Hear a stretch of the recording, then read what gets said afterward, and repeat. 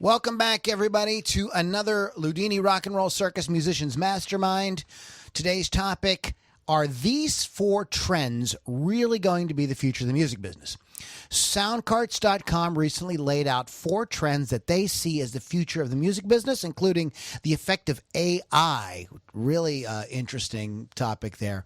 The consumption of music, how we consume music, the convergence of music with other media, and how the financial aspect will detach itself from the artistic side. So on today's call, we're going to analyze these points and then ask some critical questions to find out, is Soundcharts right? How much of what they're saying do we think is right? You know, I believe this was written probably before the virus situation. So how does that affect it? So we're just going to kind of do an analysis of this. The reason we're bringing this up is because when you do a search on current music business trends, this is the first article that comes up. So I'm imagining a lot of people are probably seeing it, reading it, and maybe even have some questions about it. So we thought we would kind of, throw our opinions out there at it as, we are as experts, because we know everything, right, guys? We are the experts. That's sarcasm, internet. I know internet doesn't do well with sarcasm these days, so, I'm just saying. So what's up, guys? Did you guys have a chance to kind of maybe give this a quick peek here, or? Had a quick look. Okay. Yep. So, let me go. We'll fill in more as we go. We will. It just won't open in the browser that I had up here. So let me open it in another browser. Talk amongst yourselves for a minute. Let's paste that bad boy there. There we are. Okay. It doesn't like old Safari. It likes new Chrome. Okay, so how AI will shape all aspects of the music industry. Now, this is something I don't know how I feel about. Because, Carrie has a little different. He doesn't, I know, Carrie, you don't like automations and stuff like that, especially when it comes to marketing and things like that. You feel like a personal touch is better. They have their place. Okay. But with a very big asterisk, which we'll get to in a moment. And I know that Joe, as some, as a marketing guy, does see the sort of benefit of it as well. And I think we all see the benefits. And it just, then there are also other sides of it as well. So we're going to try to get into some of that. But where I am a little concerned about automation, and maybe because I'm old, I don't think music itself should be automated. I think that music should be performed by the musician. Even if you are a DJ, somebody who's working with samples and things like that, that should have some organic aspect to it. So, So the first thing that comes up here is this sort of idea. So where do you guys want to start? You guys want to start with the marketing, or do you want to start with the music? Well, let's just speaking about it from an artistic point of view. Okay. Because like AI, this is a big subject, and AI does different things. All it is a computer making calculations on what settings it's going to apply. That's all it is, and that can be applied to anything. At the moment, one of the big areas there is mastering, about whether you'll use automated mastering versus an actual mastering engineer who'll listen to it. But the other one that the article seems to be talking about a lot is actual automated composition. In terms it will tell you what will be the best chord sequence to use, or what drum beats you can use, and it will probably and you could probably switch that on. It'd do something that sound pretty good, and it would also sound exactly like every other person who used that AI. This is the problem I had, and I first encountered this in the 90s. And I think it was around about 96, 97. I walked into a music shop, and there was a synth workstation, as they were using at the time. And I pressed a key, and a whole song came out, and it sounded fantastic, way better than anything I could have. Or I could have done the same for it. It would have taken me ages. And I thought, wow, I could do that, and I could have this whole song done tomorrow, and I could put it out there. It'd be brilliant. But then I thought about it, and I looked around the room, and I saw about 50 other people who were in that music shop at that time. And I thought about the footfall in that music shop all the way through the week. And I thought about all the people who've come along and pressed that key and had the idea for the exact same song. And I thought, this totally isn't why I'm a musician. And so I walked away from it, and I never bought that instrument because I knew that wasn't for me. That wasn't my path. And the other thing with things like that, and we call them preset monsters, people who will find a preset that's so good they never really need to move beyond it.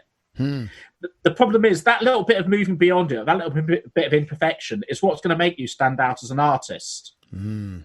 Okay. And one of the problems I have with a lot of people who never go beyond loops, or a lot of loop-based music, and this is the stuff that comes down the pipe and fresh in the net. When I listen to this, it can sound great for about the first minute. And I'll think like, this sounds like this, I'm boogieing to this. But then the second minute, which is the point when it should have developed into something or should have gone somewhere, they can't actually change the loops. All they can do is add new loops or take out the last one. And after a while, it kind of gets old really quickly. It sort of feels like they're being limited by what they can't do, rather than being empowered by what they can do. And that's that thing, really. What are you gonna do once you get to that point where this thing has gone as far as I can? I've gone as far as I can with this, and now I need to tweak that one thing that's going to make it perfect for what I'm trying to say at this point, and that's going to make it perfect for my identity as a musician. And if at that point you're not able to tweak the exact one thing that you need to tweak, not able to do it quickly and intuitively, then that AI has taken over and it's useless because it's not letting you express yourself as an artist, which is the point. I think it's also what people want to hear. I don't think that as much as perfect as the computer can do it, until we have, Lieutenant Commander Data, going around, playing the violin or whatever he does in Star Trek. I don't think that, we're going, because we want to hear what the artist has to say. We, as Tony Robbins says, we love consistency, but we also crave surprise. And if it's always the same, and you made a really good point about people using the same sample patches, the same loops over and over. Our friend Glenn over at Spectre Sound really gets all over this about guitar modelers and drum samples and things like that, because what ends up happening is all the records end up sounding the same. There's so much of that going on because it is so easy to get a good sound with that stuff that you don't try, and the music ends up sounding, everybody ends up sounding the same. There's this sort of like sameness, this tiredness that happens very, very quickly. You have to understand, when people have access to stuff so quickly, they can hear your song and 10,000 other songs, with the click of a pressing their cell phone. That if everybody is using that same, it sounds awesome. That great snare pack that they got from whatever company, that like you. That wears on people. People are like, they won't be able to articulate why, but they'll just know that this really all sorts of sounds the same guitar sound, same stuff like that. So, this is where I'm concerned about automation on that side of it.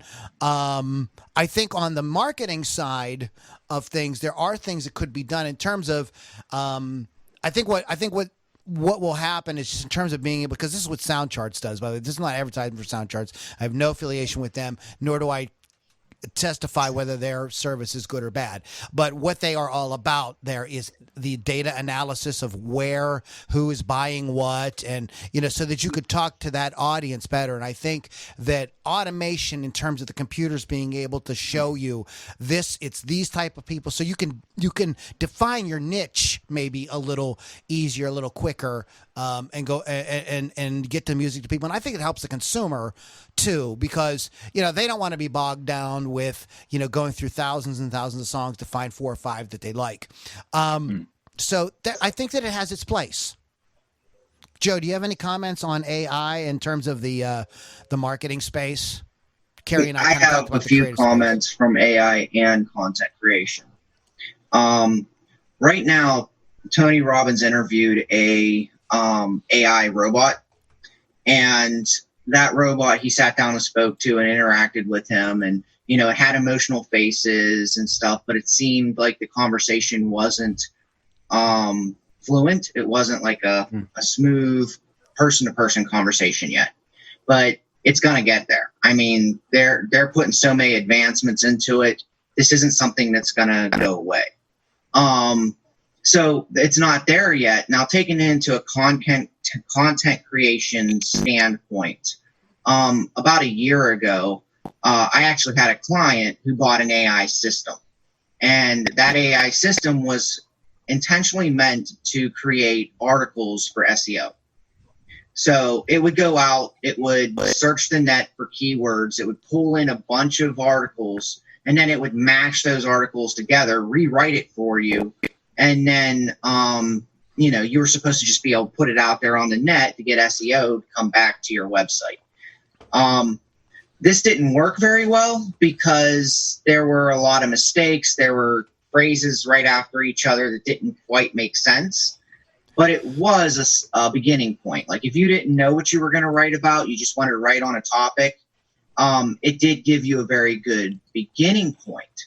So like Carrie said, if you moved beyond just letting the AI mash all those articles together and then use that as a standpoint to write your own article, which meant you still needed to be a writer. So we couldn't hand those articles off to someone who's a VA in the Philippines who isn't a writer, because they would look at it and they'd be like, I don't know what to do.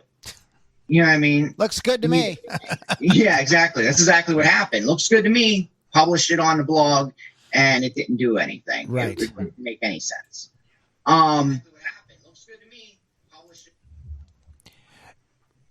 Yeah. So good. From there, I don't know if that software's made a lot of advancements. We kind of dropped it. I was looking into IBM's Watson and a few other AIs.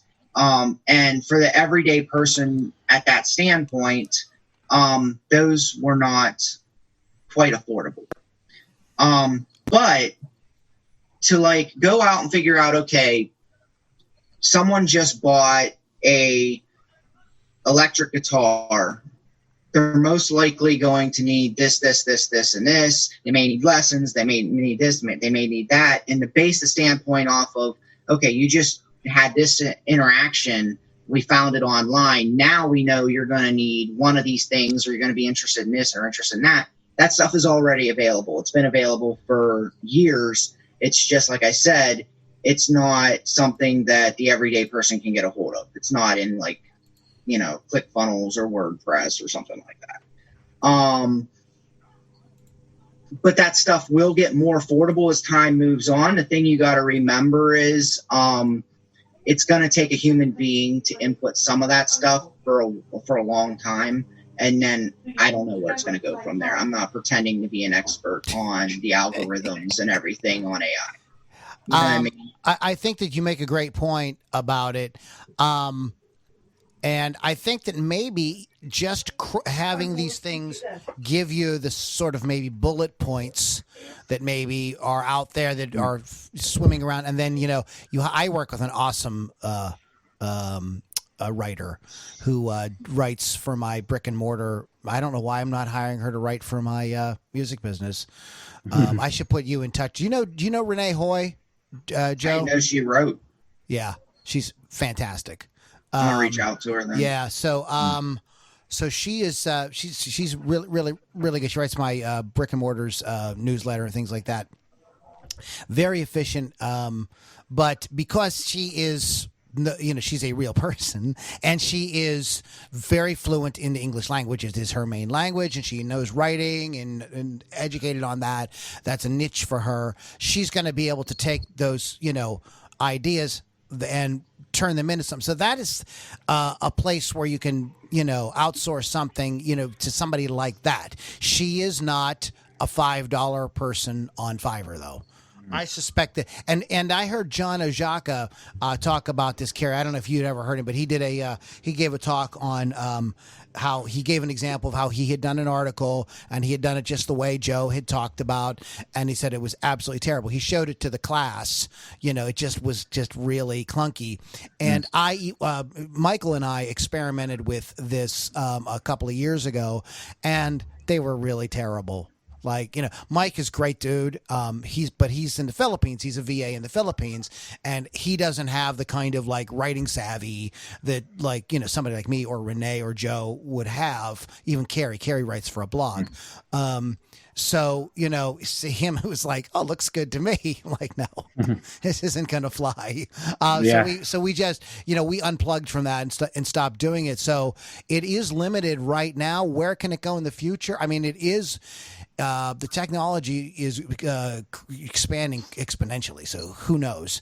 But I don't think in terms of content creation, I think I had a marketing person come into my office many years ago and said, we firmly believe in our company that the content needs to come from the business. Whatever that business is, it needs to come from the business. And I think at the end of the day, I think you're going to stand out by just doing your own content. Yeah. Suck it up. Well, what did we say before when we were talking about your team? Assembling a team is not about not having to do any work yourself. In fact, it's the opposite. At the end of the day, you're still going to have to do all the work. And everything you bring into your team, whether it's human or a robot, is just there to help you with that work or to get things on there. But you've still got to supervise it. You've still got to know what it's doing, and you're still responsible for what comes out the other end, even when they shit the bed. All right, let's move on to this one, because I know everybody has something to say about this. How we consume music is going to change. I don't know. I think it's pretty great right now. I mean, yes, there are voice queries with Alexa. Alexa, play me Led Zeppelin. Alexa, play me Britney Spears. Oh boy, I'm showing my age. I'm trying to think of somebody current. Help me out, Carrie. Alexa, play me Post Malone. How's that? I think we're post Malone as well, but yeah. We're into post. Wow, it is. We've gone beyond. We're like post Malone. So, I mean, I think that voice query is. I mean, I still have the old Roku player that doesn't have the voice on it. I'm holding on because I'm old and I don't want to change. But I keep getting the pop-up saying that they've got new technology and stuff. So I'm going to have to go that way. So voice query, how has that changed things? I mean, I guess you could say, Alexa, play me a sad song. Alexa, play me some heavy metal. I mean, so you get these kind of playlists that are based on what?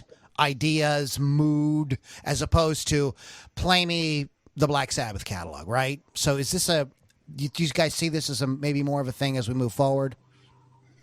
So just like the articles where it would go out and find keywords and mash it all together, it wasn't relevant to a specific mindset, like a specific theory that you wanted to make the article flow from, or specific vantage point. So when it comes to saying, Alexa, play me a blank, an XYZ song, like play me a romantic song, you're not always going to get exactly what you were looking for, because she doesn't actually know unless you say, hey, Alexa, play. She? I did not know that. Go ahead.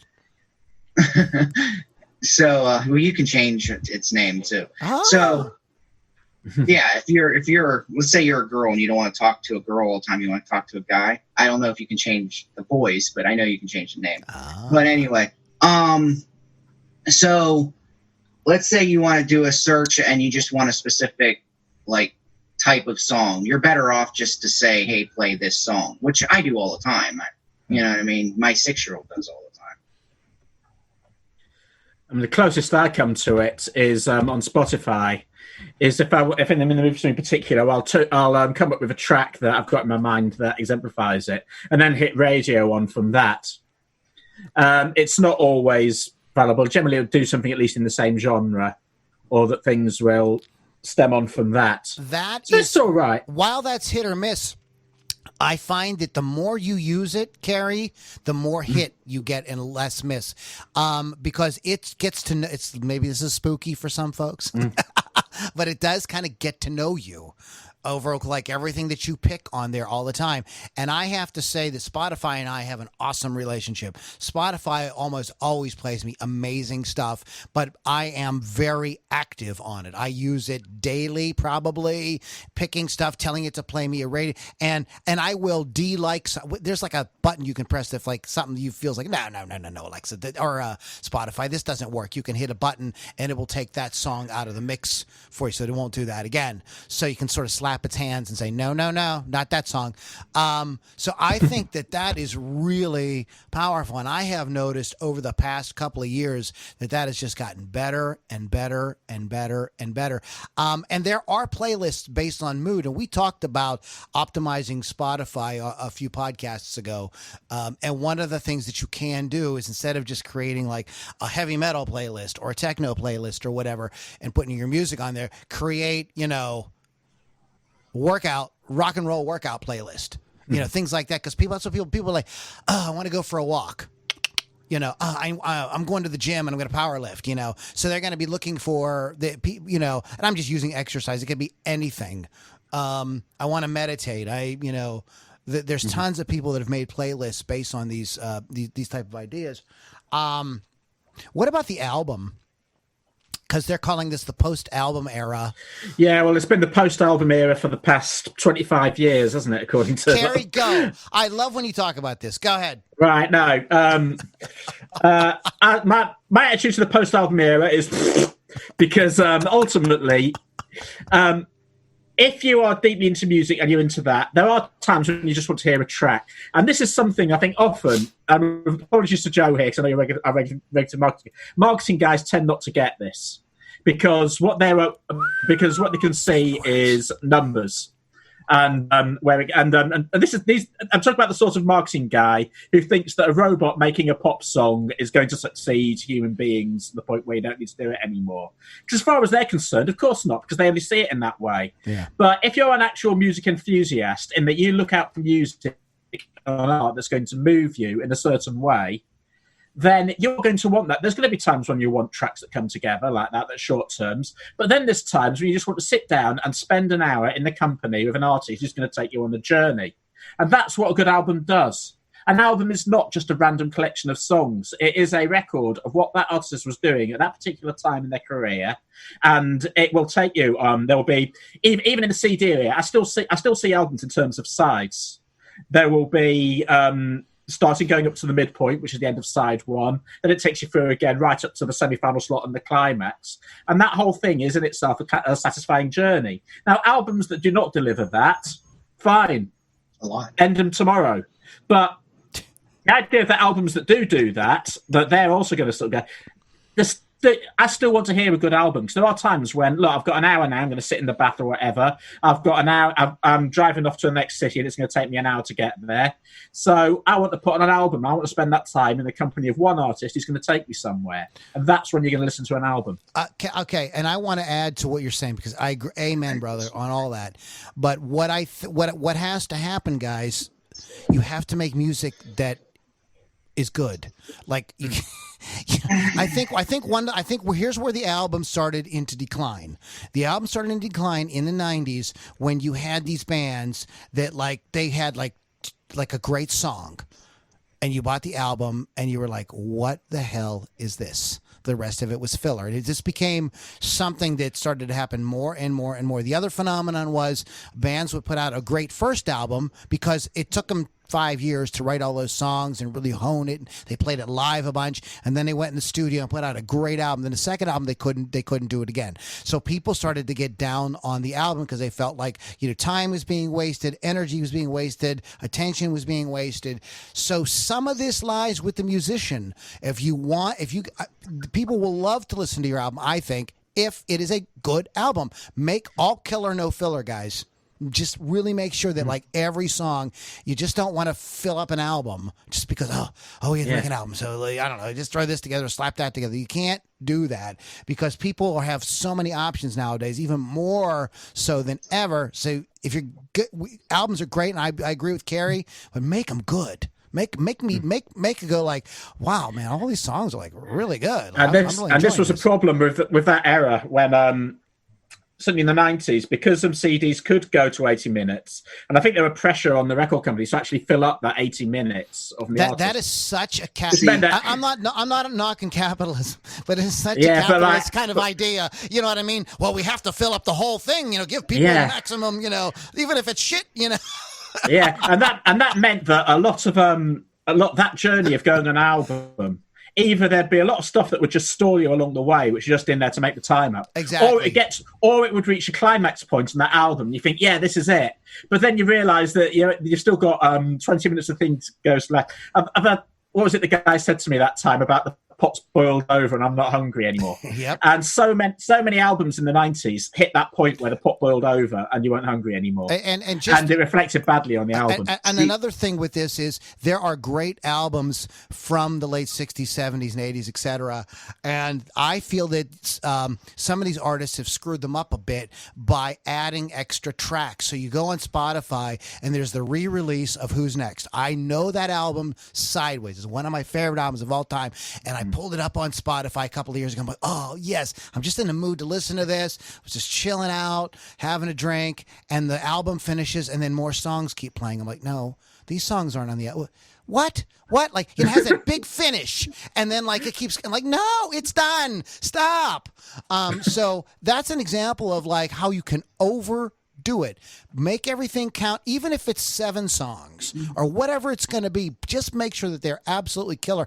And we did a podcast, and Joe and Carrie and I are actually going to create a course based around this on how to do like a year cycle to get the album on, how to do it in the right way so you make sure that you really have fans engaged. We'll get to that. Also, I want to kind of like throw. I don't want to comment too much on this, but just say that albums aren't really gone because vinyl is back. And I mean, no, it's not back the way it was in the 70s, but people are getting into vinyl, and it sells very, very well. So I'm not so sure that albums are going away. So okay, my turn.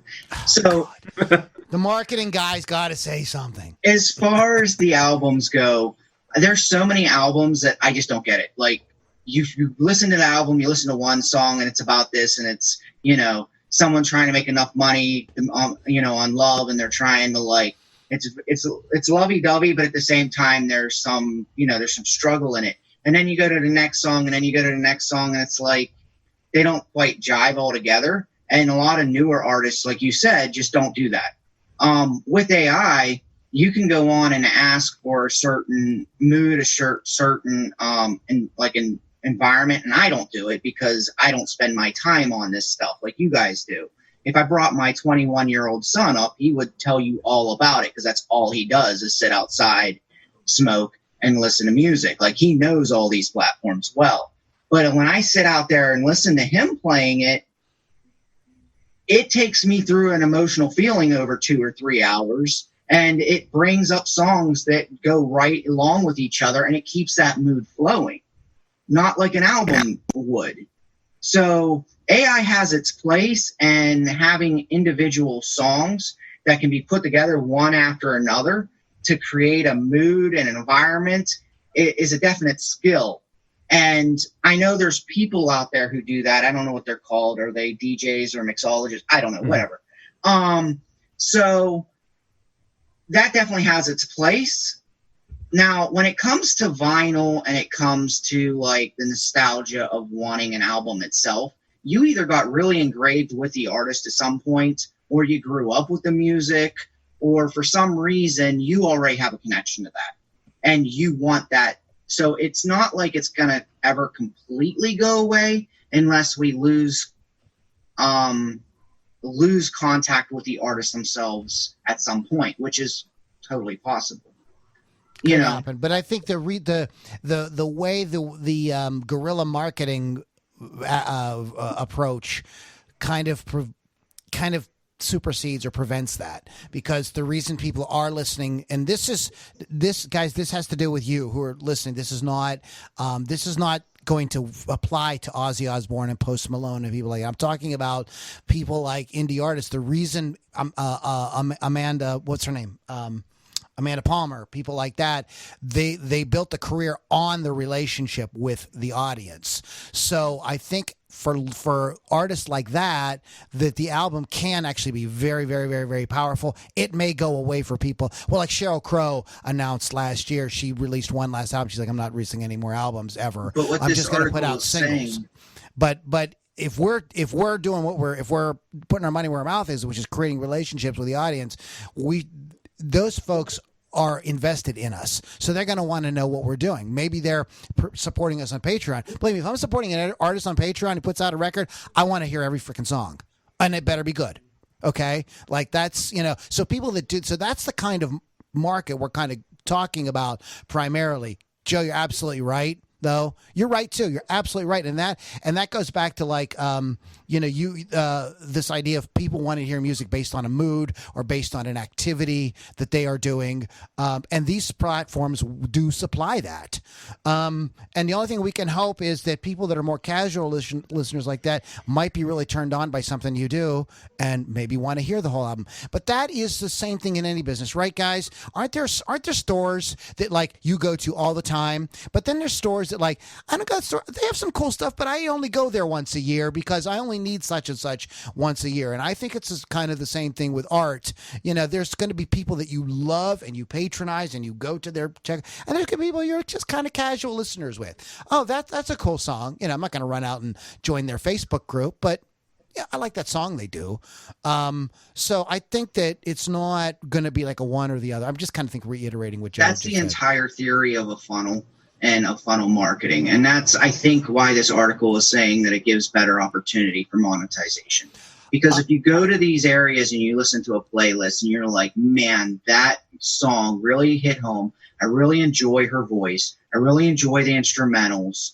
Maybe there's, maybe you want to see the video, or later on the marketing pushes you to a video when you happen to be on YouTube because you happen to listen to that song on another channel. And then you get interacting with that individual's content. Then you search that person out, and then you find their playlist, and their playlist happens to jive. It happens to go, the song I listened to made me feel this way. Oh, this is telling a story. Song 2 makes me feel this way. Song 3 makes me, oh, I really like this person. Then you buy the CD. This is how you have to think, because a funnel takes you from not known and cold to your audience to being known and them finally buying something. And that's why this article is saying that it gives a better opportunity for monetization, is because getting those individual songs and clips and CDs and videos out there and then getting them to go through that process does give you an opportunity for monetization. But one of the key things that came out of this conversation is that I really believe your music should have an idea, a theme, continuity, something you stand for in it. That way it flows. Well, I mean, I think that is what if Not you all put music, these playlists that Joe's talking about and how the stuff flows and all that, that's what your album should do.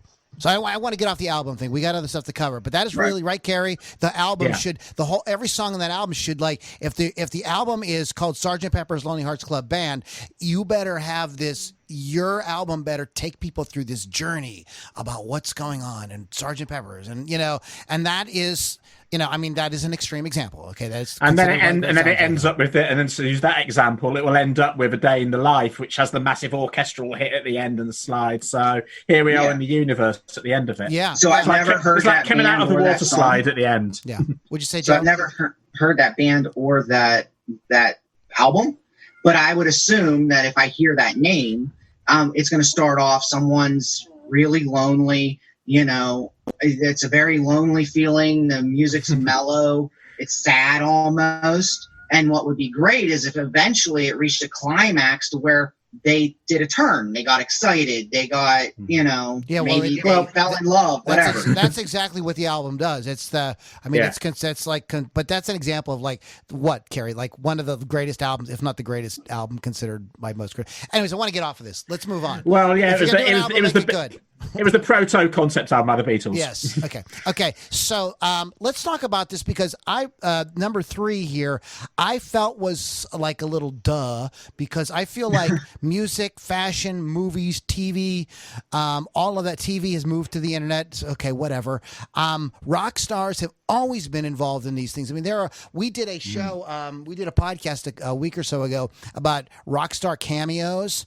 And it was hard to find movies where there weren't rock stars in them almost. I mean, these guys, so this convergence and so many, like you think about the James Bond films, like that was always a big thing. What artist or what band is going to record the theme song for the new James Bond movie? That, so I see movies, fashion. I mean, the Beatles were all about fashion. Going back to the frickin' Beatles, they were all about fashion. They had, Brian Epstein, change their hair around and turn their clothes around and everything to kind of like, so I see kind of like that has kind of always been a thing, but I guess that the article is saying that maybe they're going to converge a little tighter. What are your guys' thoughts on, these sort of barriers between these different media outlets and music, or are there barriers? I think we've been saying this all along. I mean, in the very first call I was on with you guys, we used Leah as an example. And she's doing the whole fantasy with the, the boots that have dragons on them and the candles and this and that and the other thing. So she's converging it. She's taking that and combining it with something else, which gives her an opportunity for her videos to be very fantasy, for everything to go into different areas. She could then take that into games as she found a video game that someone was producing and get her music into the video game. In marketing, it's called omni-channel or, it's sliding my mind right now. But the idea is to get it out there, get it seen as many times as possible on as many platforms as possible.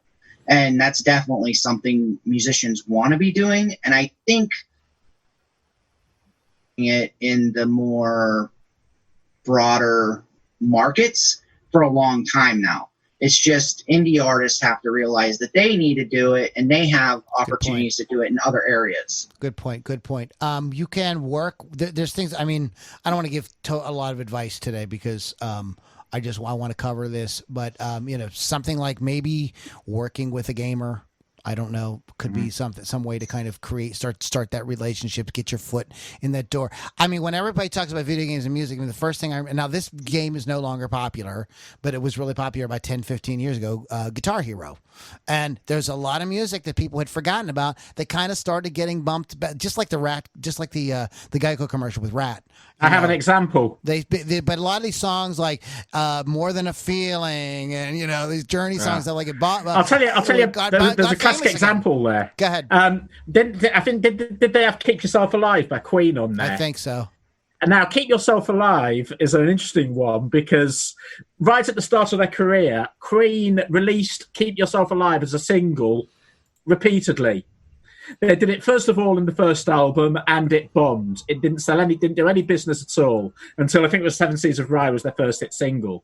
So then, when it got around to A Night at the Opera, when they were starting to really get a name, they released it again with exactly the same results. They couldn't give it away.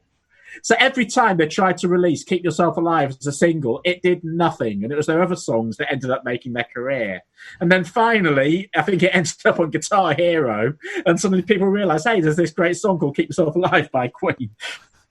And it's always been a live staple they'd have, but it just never cut it as a single for whatever reason. Yeah. Sometimes it's just time and place. When the people just aren't ready to hear it or whatever. So I sort of see that as kind of I think pop musicians, rock musicians have always had a sense of fashion, a sense of style. One of the reasons we love these folks is because they are sort of fantasy characters to us. So the idea that they show up in movies, video games, get associated with different YouTube channels or whatever, to me is like a no-brainer. And so you should be thinking that I think the indie musicians, and I just want to touch this because we've talked about this before in the past podcast, sometimes are a little reticent to embrace that fantasy aspect of themselves.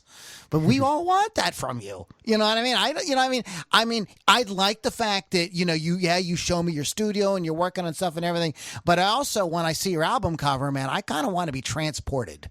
You know what I mean? When I hear your music, I want to be I want to see you as a little larger than life, because you're doing something I don't know how to do. And it's a mystery to me, and it's really cool. And I wish I was cool like you. And we all want those folks. And that's what that whole adolescent fascination with rock music in the 70s and 80s was all about, was these guys were cool. They got all the girls and they looked cool and they played loud guitars and they were giving the middle finger to, the man or whatever. So whatever the thing is, I think that people want that. So don't shy away from doing that. And if you can work, there's probably a lot of folks that listen. Maybe you guys are in college or whatever.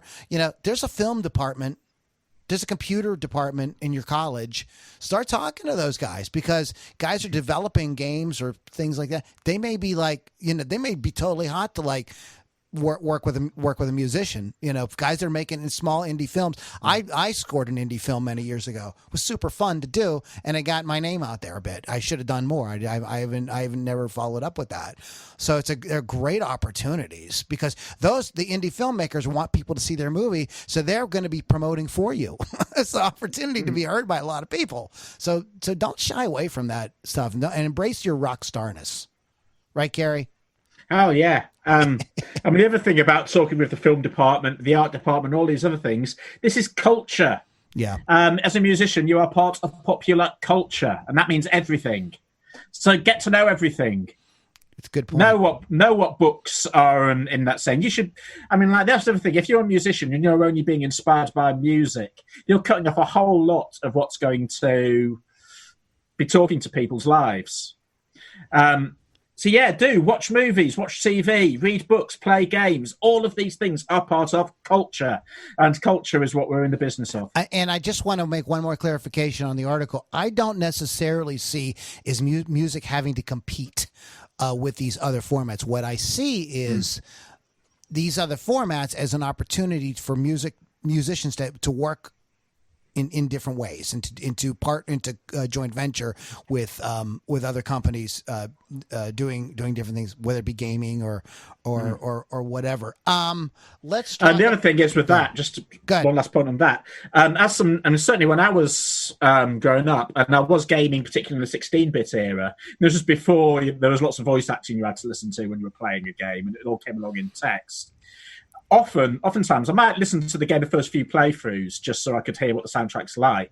But what I'll probably end up doing is turn the sound off and put an album on while I'm playing the game. To the point now, there's certain classic retro games that I associate with certain albums that I was listening to at the time. You're not alone. I did that all the time. We're back in fact, once you heard the sounds, then it would turn the volume down real low or off, and I would just maybe put the radio on or listen to a record or something like that. Yeah, absolutely. Let's talk in the closing part here. Let's talk about the financial aspect. Labels and producers traditionally held the power to make the artist's decisions. However, social media has empowered artists to create personal brand, connect fans directly without any label interference.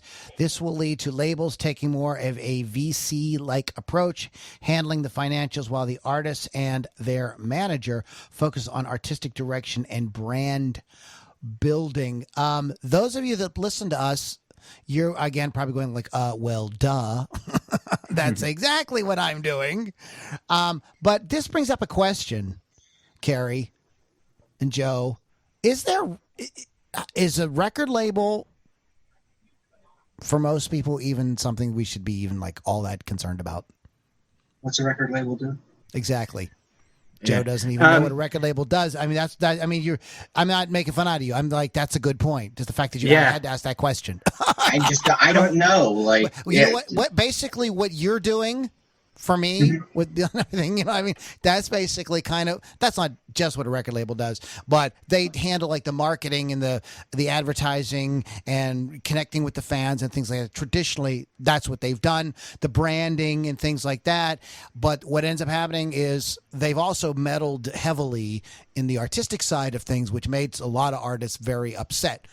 Well, I think that if you're smart and you learn from people like us and Leah and the different people like that, you can just put some key people in place that help you with your marketing, somebody like Joe or whatever. And you could do a lot on your own. So do they help you like contact with other people, build your network, and like create gigs or events to get you exposed as well? One of the things that record labels will have that we don't necessarily have is pluggers.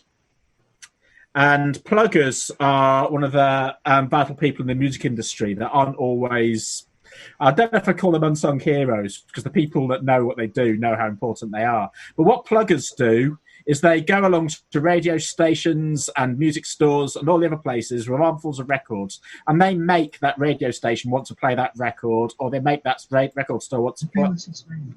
So in other words, if I took and got a collection of influencers and had them play your music on their podcast or basically, on their YouTube or whatever, that would replace that, which is more prevalent these days anyway.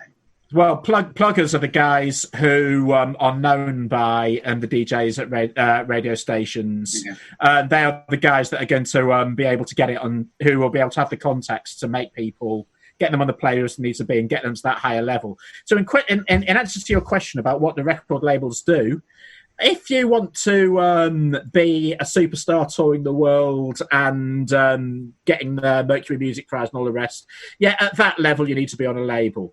That is still major label stuff, because they have the contacts and the pluggers and the distribution reach that we will never have as independents.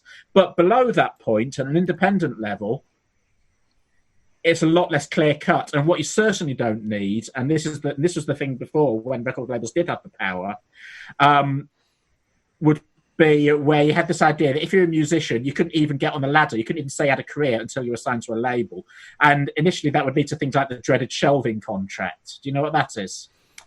A shelving contract, and many people have been caught up by this. It's just like when a sports team will buy up a promising prospect just so their opponents won't have them. And then they'll just sit them on the bench for the duration of their contract. So basically that player now doesn't have a career, because they've just been brought up, so they'll be sat on the bench. And it's exactly the same with a band, is that they'll be brought up and signed onto a contract where we might let you make an album, we might make an album but never release it. But either way, you're never going to be releasing an album for someone else that we'll have to compete with. So what you just said and what this article is saying says to me that it's not exactly what they're saying is it's not as necessary to become a musician and get recognized as a musician and monetize your music to get on a record label, especially in the beginning. You don't want to be giving up your rights and stuff like that. Now we have influencers, we have other channels, we have other ways to market, we have other playlists and things we can plug into in order to market our stuff. So, the record labels will at some point, or probably are, change their game. So they're working with a different audience than indie artists who are starting out. They're looking for people probably with like an email list that's X amount, a fan base that's X amount, so they can take them to the next level. Well, what the model I see, in my opinion, what I've seen in the past 10 years in terms of labels is, first of all, there are fewer and fewer and fewer and fewer and fewer major labels. I mean, there were tons of major labels starting from the late 60s through the 70s, 80s, and 90s. And these major labels, what I've seen, Carrie, maybe you can chime in on this. These are people, I don't think that they do that, Joe. I think that they would see an artist like that as maybe a pain in the ass, because they're going to come in, they're going to have their own fans, they're going to be kind of demanding. I think what a lot of them like to do is find really young kids, like somebody who's really good on YouTube, good looking, does have a good voice, you know what I mean, has that teen appeal that they can kind of mold, make, somebody who will shut up and do what this, who just wants to be a star, who just wants to be famous, where fame and fortune and things like that are maybe a little bit more important to them than like what exactly kind of music they do. And this allows them to kind of like do that because they have a algorithm, in their brain about what is going to, what appeals to this demographic at this time. These guys have charts and graphs and, they have focus groups and they do stuff like they call people up and have them listen to 3 songs, and that's how they pick what the single is going to be. I mean, they do tons and tons and it's very, very, so yes, there is the artist with a big list that can break through and maybe get signed by a band, but the other side of it is these like really young folks that are cute, have a nice voice. What can we do with this? Let's manipulate this. Let's make something out of this. All those bands that happened in the late 90s and early 2000s, those vocal bands were all put together by industry people. They brought these kids together. They sound, they handpicked who they wanted by how they looked, how their voices sounded, etc. And these were created. That doesn't. I don't know if that makes the music like any less legit. I mean, if you like it, you like the Backstreet Boys and NSYNC in those bands. I mean, hey man, they sound great. They're great singers. I mean, that isn't what I would turn on just to listen to, but whatever. That's your thing, and I'm not knocking it, but that is an approach, a very kind of pre-AI, but yet very kind of like formulaic. Is that the word I want, Carrie? Kind of like approach to like getting something that will be financially viable, right? Mm. Okay. Yeah, and stuff they can just shovel out, and obviously when you think of like your Simon Fuller, Simon Cowell's, people like that, the impresarios. Yeah. I mean, like, and as I said, it's tough to say because, as I said before, we're not in that business. It's a different business. So I would tell folks, anybody listening to this, if you're a songwriter, singer, whatever, do what Joe said. Build, start building an audience now. Don't wait for that because you don't know what's going to happen, and you may pass the quote unquote expiration date of what is it, 23, 24, whatever, where they don't, you're too old now. And you saying you may still want to do it, or you may want to play music in your own way. There was a big push in the late 90s and early 2000s for these bands that could go out and pack places consistently and stuff like that. And labels were interested at that time. But man, this business is just, it's like a moving target, man. I mean, probably by the time this podcast comes out, it'll all be different. I mean, what you said earlier about there being less major labels, I mean, like, when I was sort of training and doing all this, we always knew about the big 6 major labels. Now it's big 3. Yeah. It's really like, yeah. And so good. The other button I want to push, because I'm reading it in this article and I'm realizing we're saying this a lot, and we're an advocate for building your own list, going out, figuring out the social media, do this, do that. It's a lot of work.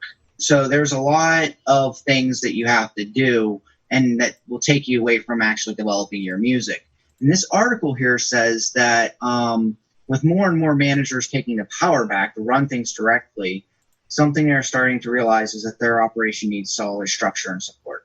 So it sounds to me like there's a possibility, and I'm not a manager for Lou, but I do his marketing. There's a possibility that after a certain level of success, after a certain level of character and persona and music development, that you could either get a marketing person or a manager to go out and take some of this off your plate. You wouldn't have to do as much of it, but you don't need to pay like a label or someone like that. What do you guys feel about that?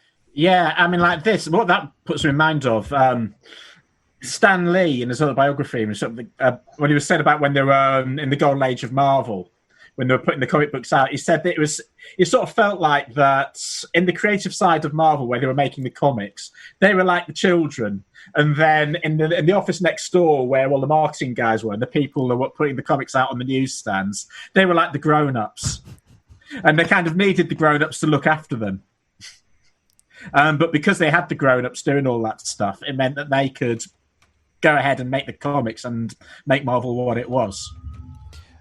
I think that this goes back to our show on having a team, and that's exactly what Joe is, I believe, referring to. Is just at some point you're going to slowly start bringing in other people. They're going to start to come around, and they're going to have to help you because you can't do all this stuff yourself.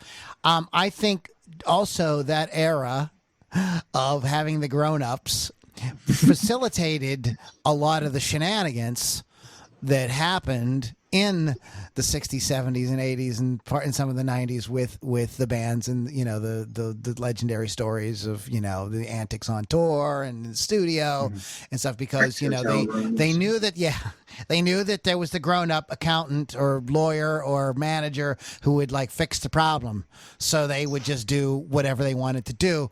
Part of me longs for those days back. I wish that we still had rock stars tearing up hotel rooms and running their sports cars into swimming pools and things like that. Where us old folks want the 80s back all the time. So. Yeah. So I mean, and I think that's what added to that mystique. So we just have to find a way to do it different, guys, because if you're going to you can't spend all your time partying and do this as an indie musician. It's not going to work.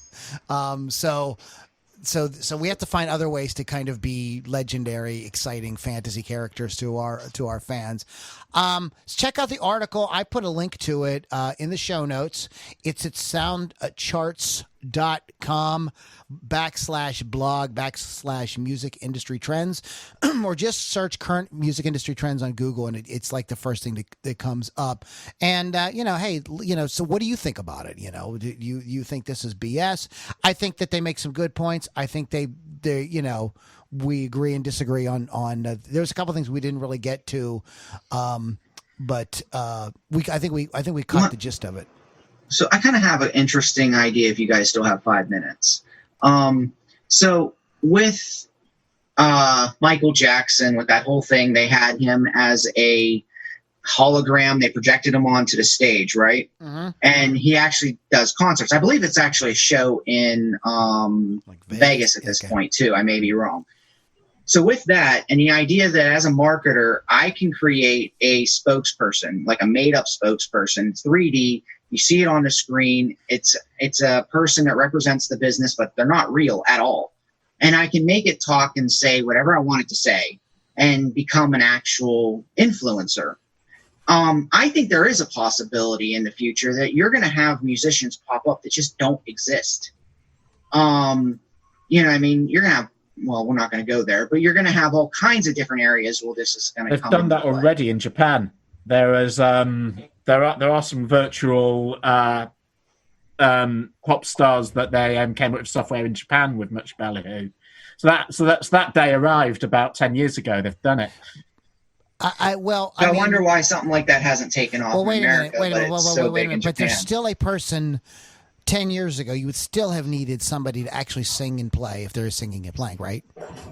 So they're not completely virtual. That's what I'm saying is with all the software and algorithms, I think I could totally make up a completely make-believe person, give them a name, give them a persona, give them a theme for their music, and use algorithms to at least do a percentage of the music development. Well, the Spotify has released its own music. This was quickly criticized a few years ago, but why not? Audible releases their own books. What's the difference? You know what I mean? If you like it, you like it. If it sounds good and you want to listen to it, whatever. Well, this is infinite monkeys and infinite typewriters. Yeah, I mean, I don't really know what to say about that. I know that there was talk about Ronnie James Dio touring as a hologram. I will not go, as a matter of principle, as much as he's one of my favorite singers of all time. Roy Orbison was the other famous one that they did with that. Yeah, I mean, I thought there was somebody who went and he said I'll go with it. I'll get it. But why did they have to make him rise up through the floor like a demon at the beginning of the show? The next question was going to be if they took a famous musician that you followed and really, really enjoyed, and they said, okay, we're going to do this holographic presentation. We're going to do a concert, but we're coming out with all new music that, 2 or 3 new songs that are based off of all these songs put together in an algorithm that creates a new song based off his all old music, people who really love that person might not want to go because they know it's fake. It's not a real song written by that person. And what you've got is it's this thing has a name. I'm trying to think of what I could apply it to. The first thing that comes to mind actually that gets applied to is The Simpsons. And just, like a lot of like Simpsons fans, generally the consensus is the first 10 seasons were fantastic, but then gradually it went down. And at the moment, there's a lot of people who really don't like. I'm one of them. I haven't watched The Simpsons in about 15 years, but I've since found out that a lot of people call it Zombie Simpsons because what they've ended up doing is they're like following the formula of the characters and what they do in the chat, but it's like the soul isn't there anymore, and it hasn't been there for some time because they're just following the formula now. I think you said in a very important word, Gary. You said the Zombie. word. You said soul, and that is what you end up when you take the soul out. You've just got zombie music. You've got zombie actors. You've got zombie performances, and I don't know if humanity can, like, on a large scale, like, get really rock out to that. You know what I mean? Like, we want to rock out. When I say rock out, I mean, okay, we can rock out to hip hop. You can rock out to country. What I'm not talking about is the genre. I'm talking about, that's what really moves us. This is a guy who's laying his freaking guts out on the line with his music, and like, the band is like putting their balls into it, whether it's freaking, bluegrass or, techno metal, whatever it is. Well, that's what we really want. We can all make it sound nice. It's like going back to Carrie's story about the synthesizer. And my story, a little bit old, was I remember going into Guerrero's Music in Washington, Pennsylvania, at the mall, and there was a guy. Remember the organ? You press the one button and it played a whole song. You know what I mean? I was like, oh my god! And how many of those songs got on the charts? How many of those songs became like songs that people are still belovedly listening to today? Zero. So it's not, I don't know. And maybe once we become integrated with AI, we get the chips on our brains or whatever, maybe that will become more appealing to us. But I think why people love music is because that's that guy just putting, or a girl or transgendered person, whatever your thing is, putting out something that's of real feeling to them. We're human beings. We want to hear human beings doing stuff. So, I mean, it's the same way, like, why, maybe post-COVID, this will be different. This is why, like, yes, there's great animated movies out there. They're amazing. But everybody kind of knows how it's done. Everybody kind of knows it's CGI and kind of rolls their eyes. But going to see, real actors in a real movie putting out real emotion, that never gets old. People crave that. So, great. I think, Joe, like there's a place for that. Maybe in marketing, maybe you create a virtual MC or something like that. If everybody knows that it's virtual, a virtual spokesperson who's kind of funny or interesting or whatever. But I think that should just lead people to the real feeling. That is my opinion on it. Wow. All right. I think we should leave it there. Yeah, let's leave it there. All right, Carrie, if folks want to find you on the internet, how do they do that again? KJKmusic.co.uk. And Mr. Freeman, how do we find you? Just go to LouLombardiRocks.com. All right, guys, LouLombardiRocks.com is the way to kind of get involved with all the stuff. If you like these podcasts, you want to have access to exclusive content, we're going to be doing an instrument giveaway. And I did get the guitar, Joe. I got it sitting right here. So we're going to be doing a guitar giveaway coming up, so you don't want to miss that. So check that out at LouLombardiRocks.com. You guys have a great week, and we'll talk to you on the next Ludini Rock and Roll Circus Musicians Mastermind.